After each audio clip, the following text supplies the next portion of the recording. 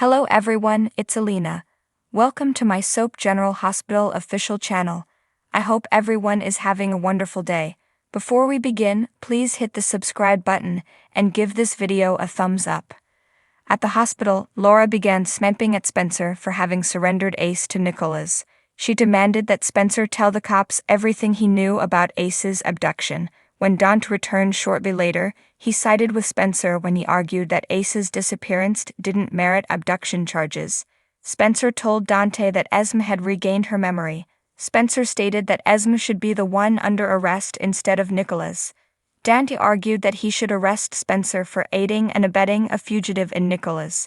When Dante wondered if Spencer had forgotten that Nikolas was a wanted man, Spencer turned the tables on Dante. It's really interesting because I would think that you, of all people, would understand what it's like to love a problematic father. Haven't you been battling with whether or not to report Sonny for his many misdeeds all these years? I suppose he once shot you over that, Spencer replied. Laura lectured Spencer again, but Dante stated that it was all right and that he had no plans to arrest Spencer. After Spencer callously referred to Sonny as Dante's old man, Dante warned Spencer that loved ones didn't always make the best legal judgments. Spencer remained solid in his view that he had made the proper option by allowing Nikolas to take Ace instead of letting Ace stay with Esme. Dante said that he wanted Esme's statement. Before Dante left, he advised Spencer to notify the police if he saw Nikolas again. Afterwards, Spencer mentioned that he was sorry if Laura was still furious at him. I'm not as angry as I am frightened. If you're right about Esme, and she's reverted to her former habits, then we should not underestimate her.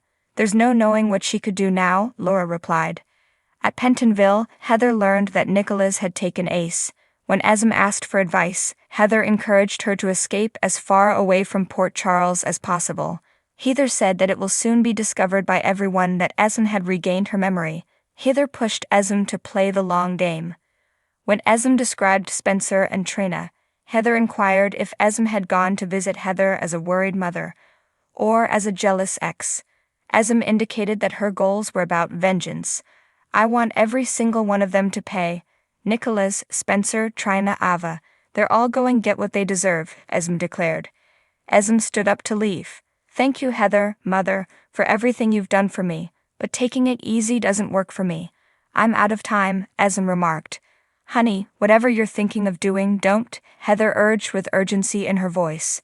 Esme smirked as she walked away. Don't do it, Heather yelled repeatedly. At the Crimson office, Carly and Drew laughed and gloated over Drew firing Nina and replacing her with Carly. Nina, apparently unimpressed by either Drew or Carly, sarcastically slow-clapped.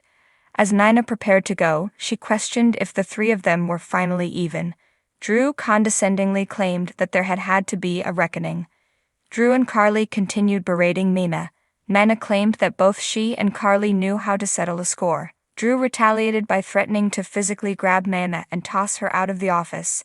Nina left after sarcastically wishing Carly good luck. Afterwards, Drew offered that Carly be the magazine's full-time editor. Drew was wide-eyed when he declared that he and Carly could recreate Crimson in their image. Carly inquired what she would do with Bobby's diner. She then replied that she could perform both jobs because Bobby had once done 2 jobs at once. After agreeing to be partners personally and professionally, Carly and Drew kissed. In the bathroom at Metro Court, Nina walked in on Olivia freshening up. Nina expected Olivia to yell at her. Instead, Olivia sympathized when Nina explained that Drew had just fired her. Nina was bewildered by Olivia's conduct. I don't get you, Olivia. You're Carly's best friend, yet you promised to help me plan my wedding. I made your husband my fall man, and you found out that I'm the one who blew the whistle on Carly and Drew. And you said nothing. Why? Nina asked. Olivia explained that she had kept quiet in an effort to keep peace between everyone. Nina looked touched by Olivia's words.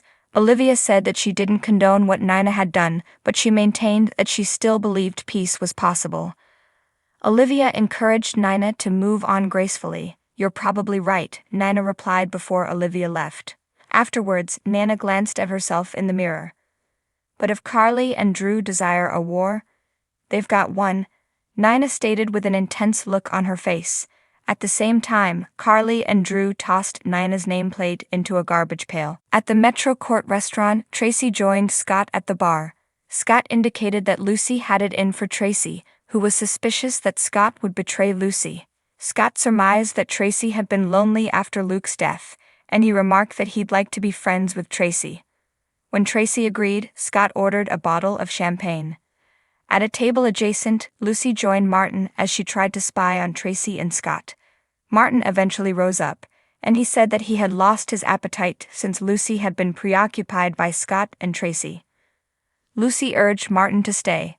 Martin consented, on the condition that Lucy tell him what was going on between her and Scott. Also at Metro Court, Brooke Lynn and Chase asked Gregory to conduct their wedding. Gregory first declined because of his ALS symptoms. After some prodding from Chase and Brooke Lynn, Gregory agreed to perform the wedding. The author's ideas on GH are hers and hers alone.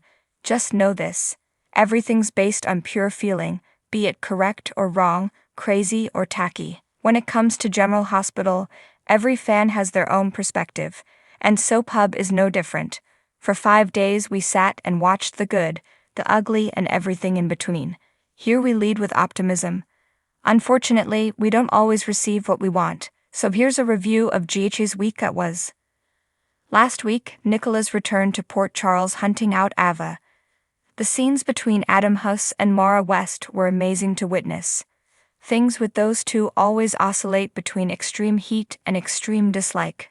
This week, Nikolas finally showed up for his son. Their toxic relationship contains layers and layers of baggage and trauma. Imagine my amazement when Spencer didn't lead with violent fury and Nikolas didn't lead with intense defensiveness. For a change, the two were able to accept accountability. Yes, Spencer still felt a measure of wrath, but overall he understood his father a little more.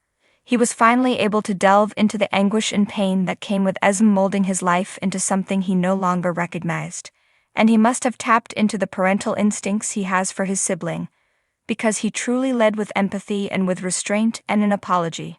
As a result, Spencer requested Nikolas to stay while Nikolas asked Spencer to go with him, an ace. Both Chavez and Huss offered exactly what was needed to deliver situations packed with remorse, wrath, understanding, love, and struggle. Nick wanted to stay but he couldn't. He wasn't ready to give himself over to the police. Spencer wanted to go, but he couldn't. He has a life, he has Trina, and he's not giving up his bliss anytime soon. All this to say that it was great witnessing the back and forth of the sequences. Was I stunned when Spencer let Nikolas depart with Ace? Yes. Also, how adorable was Ace as he placed his head on Nikolas's shoulder. These were scenes that had me push rewind so I could feel it all over again. Laura being a ride or die for Esme is probably one of the most aggravating things on daytime for me right now. I admire Jenny Francis and I adore Mayor Laura Collins, and I realize that I'm more aware of what is going on with Esme than Laura is, but I don't care. As crazy as it sounds, it's hard for me to see Laura go to bat for her over and over again. Even when Pole is acting her heart out time after time, she's really good. But I digress. Even finding out that Dark Esme is back, Laura's clinging to the hope Spencer may be wrong. Or is Carly observing Drew's demeanor alter more and she may not be enjoying it? I like that she and Sam had a chat about it as well. For now, I think things are okay. She understands he's been going through everything, but who knows down the road? Trina and Esme. Aside from Nikolas and Spencer, the courtroom exchange between Trina and Esme was pretty amazing. The look on Esme's face when she realized Trina and Spencer were traveling to Paris for a semester was everything. Drew terminating Nina making her sign a resignation letter. The second this happened during Friday's program, viewers must have Googled Whistleblower 101 and checked with their legal pals and come up with the next obvious step for this scenario. The short story is that whistleblowers are protected and Drew replacing her like he just did is a no-no. Nina could have an excellent case for coming after Drew legally and more lethally than what he just done to Nina.